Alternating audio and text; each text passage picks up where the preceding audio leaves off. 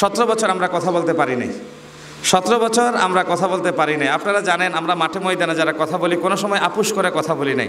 কোনো সময় কথা বলার মুখের মাইক কেড়ে নেওয়া হয়েছে, স্লিপ ধরিয়ে দেওয়া হয়েছে, কোনো সময় আমাদেরকে বাধা দেওয়া হয়েছে, গাড়ি ভাঙচুর করা হয়েছে। একটা কথা না বলে আমি লোভ সামলাতে পারছি না। আমরা প্রতিশোধ পরায়ণ হয়ে রাজনীতি করি না। অন্যান্য ইউনিয়নের সাথে পাল্লা দিয়ে আমাদেরও আরেকটু অগ্রসর হওয়া দরকার ছিল এবং আলহামদুলিল্লাহ এখন এমারত পেয়েছে। আমাদের ডাক্তার নাসিম ভাইকে কিন্তু আমরা জামাত ইসলামের সভাপতি বলি না, আমির বলছি। আপনারা অনেকের মনে হয়তো প্রশ্ন থাকতে পারে সভাপতি এবং আমিরের ভিতর তফাৎ কি, সেটা দায়িত্বশীল ভাইরা ভেঙে বলবেন না। সভাপতির চেয়ে আমিরের পদটা একটু বড় এবং রোকন সংখ্যা বাড়তে হয়। আলহামদুলিল্লাহ যদি এই পুনর্মিলনী অনুষ্ঠান এইভাবে সাংগঠনিক প্ল্যাটফর্মের কথাগুলো আমরা যেহেতু বছরে আমার জন্মে এই প্রথম স্টেজে দাঁড়িয়ে কথা বলার সুযোগ পেয়েছি, এই জন্য আমি মূলত আমার আবেগটা একটু আপনাদের সামনে পেশ করছি। 2 নম্বর আমি যে ব্যাপারে কথা বলতে চাই সেটি হচ্ছে জামাত ইসলামী কোনো ব্যক্তির আদর্শ প্রতিষ্ঠার রাজনীতি করে না। জামাত ইসলামী যদি কোনো ব্যক্তির আদর্শ প্রতিষ্ঠার রাজনীতি করত তাহলে প্রতি বছর আমাদের মহানগরীর, আমাদের জেলার, আমাদের থানার, আমাদের ওয়ার্ডের ইউনিট পর্যায় পর্যন্ত যদি দায়িত্বশীলের পরিবর্তন হতো, সেটা পরিবর্তনের সাথে সাথে একটা মেসাকার, একটা আন্দোলন, একটা রেভুলেশন দেখা যেত। আমরা 1 ঘন্টা আগেও ভোট গণনা করার আগ পর্যন্ত জানতে পারি না এই এমারতের আমির কে হবেন, এই মহানগরীর আমির কে হবেন, কেন্দ্রীয় আমির কে হবেন, সেক্রেটারি কে হবেন, এসএসজি জেনারেল কে হবেন, নাইবা আমির কারা হবেন, এটা আমরা জানি না। তাহলে আমরা কোনো ব্যক্তির আদর্শ প্রতিষ্ঠার কথা বলি না। আমরা যার আদর্শ প্রতিষ্ঠার কথা বলি তিনি হচ্ছেন মুহাম্মদুর রাসূলুল্লাহ সাল্লাল্লাহু আলাইহি ওয়াসাল্লাম। এই জন্যই তো বারে বারে আমরা গর্বের সাথে বলি এই জনপদে একটা কলাগাছও যদি ইসলামী আন্দোলনের পক্ষে প্রতিনিধি হয়ে আসে, আমরা সেই কলাগাছকেও ইসলামী আন্দোলনের পক্ষের প্রতিনিধি হিসেবে তাকে বিজয়ের মালা গলায় পরিয়ে, বিজয়ের মুকুটটা মাথায় পরিয়ে আমরা সংসদে পাঠাতে বদ্ধপরিকর, ঠিক না? কাঁধে কাঁধ মিলিয়ে আমরা সেভাবে কান্নাহুম বুনিয়ানুম মারসুসের আলোকে কাজ করতে ইনশাআল্লাহ আমরা দৃঢ় প্রতিজ্ঞাবদ্ধ।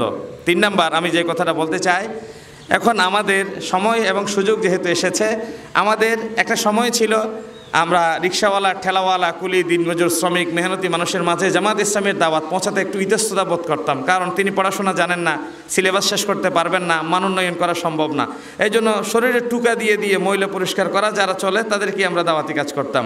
এখন লুৎফুর রহমান ভাই একটু আগেই বলছেন দক্ষিণ জেলার কমিটি এবং মহানগরীর নোয়াখালীর বিভিন্ন জেলার কমিটির শ্রমিক কল্যাণের এখন রোকন সংখ্যা হচ্ছে সারা বাংলাদেশে প্রায় 15,000, যেটা ঈর্ষণীয় একটা জায়গায় শ্রমিক কল্যাণ পৌঁছে গিয়েছে।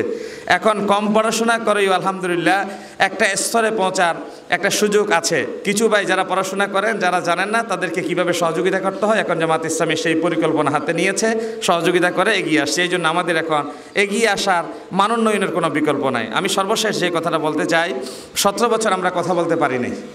17 বছর আমরা কথা বলতে পারি নাই। আপনারা জানেন আমরা মাঠে ময়দানে যারা কথা বলি কোনো সময় আপুস করে কথা বলি নাই। কোনো সময় কথা বলার মুখের মাইক কেড়ে নেওয়া হয়েছে, স্লিপ ধরিয়ে দেওয়া হয়েছে, কোনো সময় আমাদেরকে বাধা দেওয়া হয়েছে, গাড়ি ভাঙচুর করা হয়েছে। একটা কথা না বলে আমি লোভ সামলাতে পারছি না। আমরা প্রতিশোধ পরায়ণ হয়ে রাজনীতি করি না। আমি ছাত্র শিবিরের সাথী হয়েছি 2005 সালে, সদস্য হয়েছি 2007 সালে, রোকন হয়েছি 2019 সালে। আলহামদুলিল্লাহ এই পরিচয় কারো সামনে পেশ করি নাই কোনো সময়, এবং এই পরিচয় দিয়ে কোনো সময় মাঠে আসি নাই। তারপর আমাদের দায়িত্ব যেটি সেটা পালন করেছি।